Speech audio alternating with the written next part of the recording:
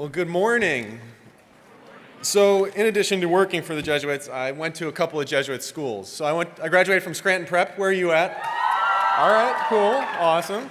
And then I went to Fordham, and I graduated from Fordham University. Cool. Good. And so I'm just so grateful to be here, to be with all of you, to be with so many friends. This is actually my 7th teach-in now, which I was reflecting on earlier this week. Like many of you, I think I've been really inspired by what we've been hearing these past, last evening from Father Massingale.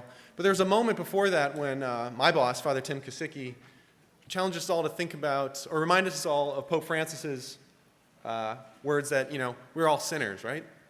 And how we need to kind of tackle that. So I was thinking about that last night, and I thought maybe I'd open up today by telling some stories. Delton did a great job, Laura did a great job of sharing some stories. So I want to tell two stories real quick one is really a confession, and the second is really an observation that I think will set the stage for our conversation around policy. So first, I had a chance to visit Rikers Island last year, I think it was at this point. Now, all of you have an idea of what Rikers Island might be, but not many of us have actually been there. And so in the build-up to this visit, I was talking to friends, to family, and they're like, "Oh, you're going to Rikers? Oh my God, that's crazy. I mean, are you scared? Are you worried? What's that going to be like?" And in my mind, despite knowing realities about our criminal justice system, I still couldn't help but try and imagine what it was going to be like and who I was going to see. Knowing that Rikers is a place where a lot of people are simply waiting to be transferred upstate for crimes they've committed, murder, other violent crimes, things like that. And so in my mind, I had this idea of who I was going to see.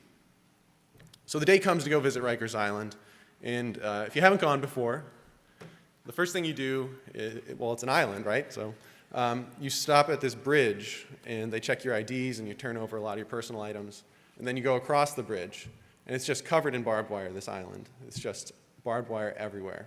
And then you go into whichever unit you're going to go visit. And so I go in, and I get to spend some time with the inmates there. And now, remember I just said I built up in my mind this idea of who I was going to see, what they were going to be like. But it just so happened that day, I was visiting the juvenile wing at Rikers Island. And so the young people that I got to spend time with were your age, even a little bit younger. I left Rikers Island that day, and I kept thinking to myself, these are just kids. These were just kids. They looked like so many of the kids at the teach-in. Why in my mind did I think I was going to see criminals? Why did I think I was going to see murderers? Why did I think I was going to see all of those things? So the confession I have to make today is that you see, as a white person, I've been programmed to think of the people in our criminal justice system as just that, as criminals. And so the second story I want to tell you that's really, I think, impacted my thinking around criminal justice. I get to go to a lot of jails and prisons. So I visited Angola State Penitentiary in Louisiana this last April. So Angola is one of the most notorious correctional institutions in this country. If you go to the African American History Museum, they actually have one of the towers from Angola in the building. They actually had to put that tower in before they put the roof on the building. That's how big it is. So you can definitely check it out. It's one of the main attractions there.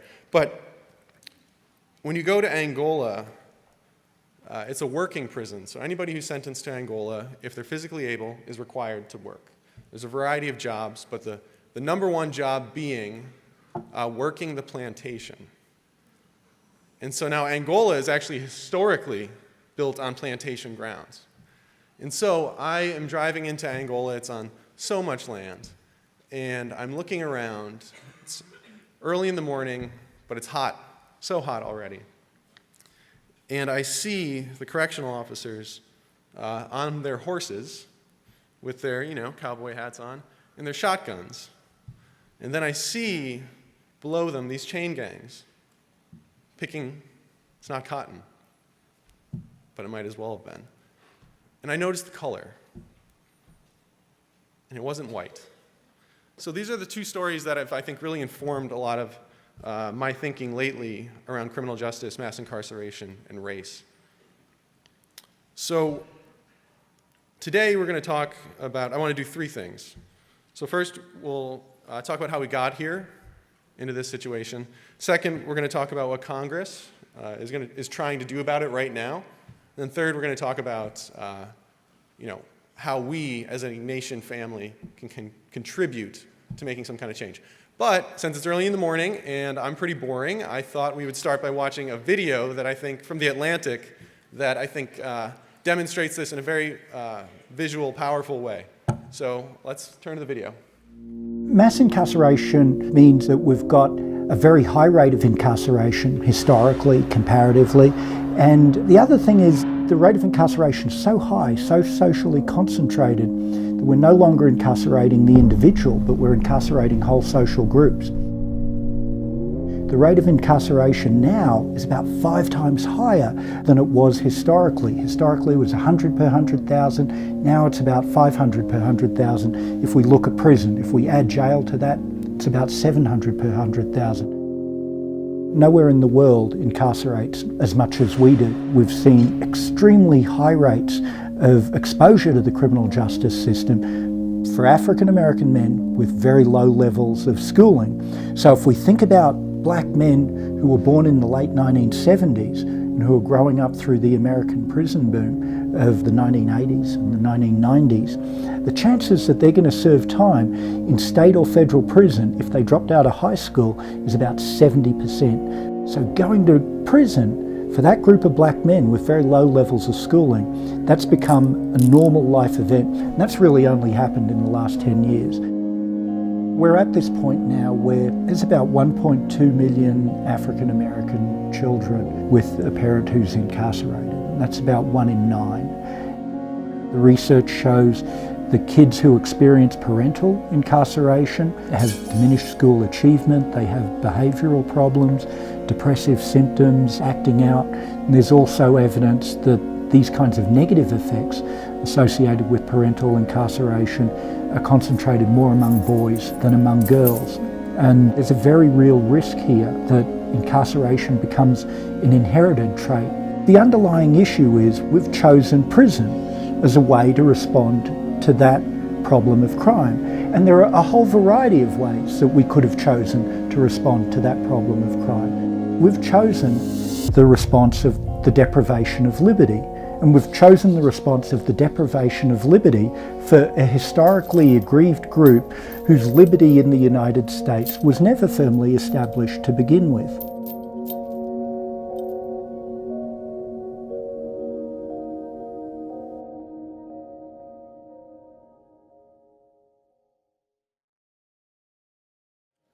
So as you can see, that video doesn't pull any punches, nor should it though.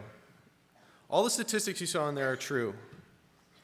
All the suffering individuals, families, and communities behind those numbers are real. What we're talking about here is mass incarceration. The legal scholar and author of the award-winning book, The New Jim Crow, which I imagine many of you have read,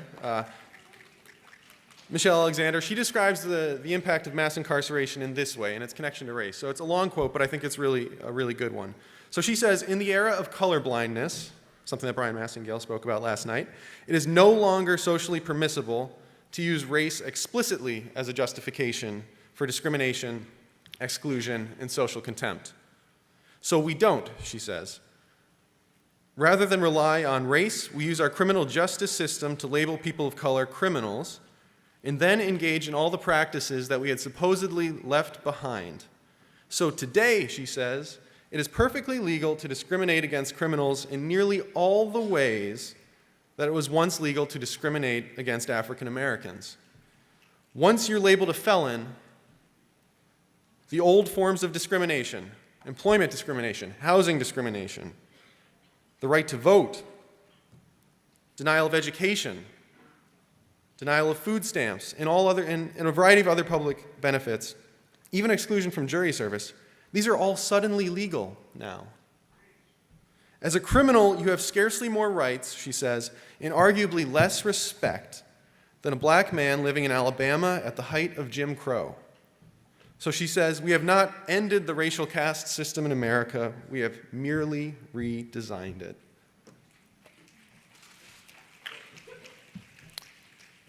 So, how did we get here? How did this happen? I think we need to be honest and say that it was both political parties that led us here. Both political parties bought into this notion that Americans are terrified of crime. And when they mean crime, you know what that really means.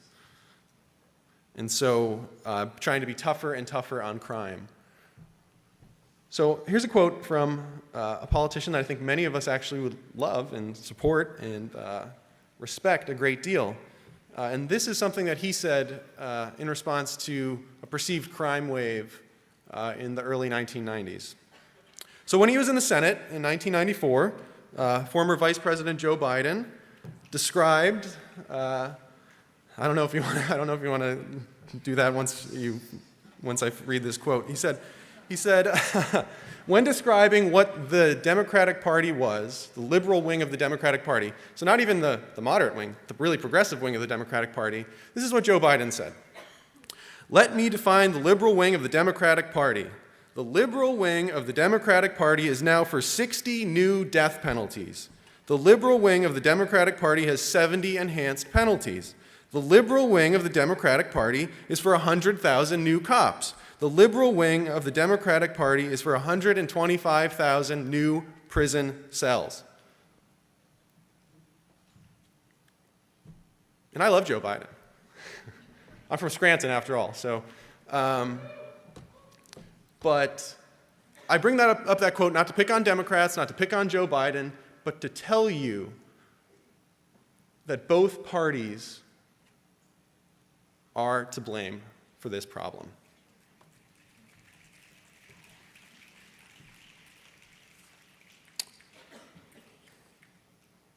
So, you have, I hope you did your homework before you came here. You have all the talking points and the backgrounders on mass incarceration and race. I'm not going to get so much into those, but I do want to pivot and talk about what's actually happening on Capitol Hill these days. Because while it's true that both parties have been equally to blame for this crisis, I've seen in my conversations with elected officials and their staff on Capitol Hill that both parties have a sincere interest in trying to change the system. Criminal justice reform has become this kind of bipartisan consensus for a variety of different reasons. Those reasons to us don't matter. We're trying to advance some kind of good here and change this mass incarceration system. So we just want to push this across the finish line. So in the Senate, we have a bill called the Sentencing Reform and Corrections Act. It's a bipartisan bill that would give judges more freedom not to use mandatory minimum sentences. So a mandatory minimum sentence, basically it ties the judge's hands. So if you get convicted of a crime, the judge has to look at, basically says, okay, so you're guilty of this crime, and it's the second time you did it, so therefore you automatically get 10-year sentence. And there's nothing a judge can do about it. It doesn't take into account the circumstances of that individual's crime or anything like that. So this would allow judges more freedom to not use those kinds of things. Oh, and by the way, just one example of how mandatory minimums and race and racism are connected. Studies have shown that when the defendant is black, prosecutors have sought to use a mandatory minimum sentence two times, so double the amount that they would if the defendant were white. So those are statistics that we have to kind of show kind of the role that mandatory minimum sentences play here. So this bill would also reimagine prison programming so that individuals are better equipped to leave prison and come back into their communities. So included in your leave behind packet for Monday, there's actually a letter from my office, my boss, in support of this legislation that we hope you'll leave behind. So the House of Representatives is also looking at a variety of criminal justice reform bills. Unfortunately, though, in the House, there is no bipartisan bill that would address sentencing reform. And so sentencing reform is the thing that is, or sentencing policies have been the thing that's really driving the increase into prisons. And so what we say as an Ignatian family is that without sentencing reform, we really won't begin to dismantle this mass incarceration system. So if you're in a House meeting tomorrow and the staff bring up all these different criminal justice bills that are pretty good, do some really important things, but don't touch, that really important issue of sentencing, it's important that you let them know that real reform must include the cause of the problem, right? And what's the big cause? Our sentencing policies. Unfortunately, neither chamber is seriously looking at law enforcement reform, voting rights restoration, or ending the death penalty, and many of the other issues that we've highlighted here today. That's the reality we're kind of living in. And so that leads me to my final point. So we as Ignatian advocates are called to share a comprehensive vision for a racially just system.